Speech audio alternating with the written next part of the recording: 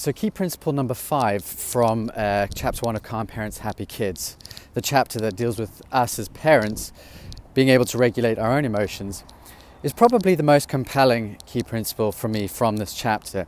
And that's because it's all about the fact that you and I are more in control of this whole parenting game than we actually may realize.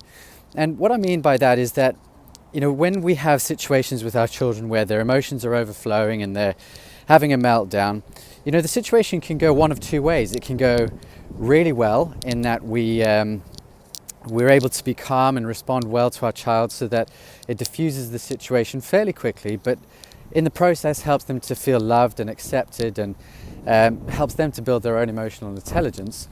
Or it could go the other way, where we express our own negative emotions in response to the situation, which then escalates the problem, makes our child feel insecure and unsafe, and we get more angry because they're not changing their behavior.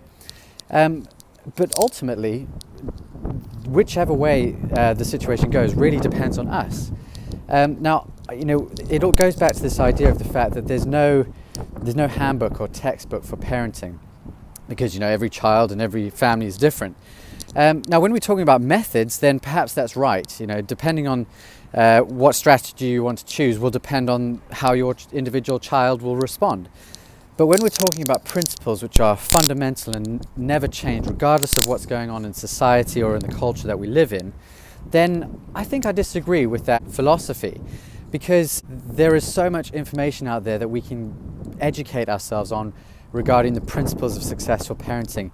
And for me, this principle that you and I are in control, for me, has been a game changer. And it may sound obvious, but throughout this time of reading chapter 1, this idea has been building inside me that I'm actually in control of how my ability to parent well goes. And that's really empowering, just understanding that I can control the situation and I have a huge amount of control over how my child's future looks and develops is really empowering.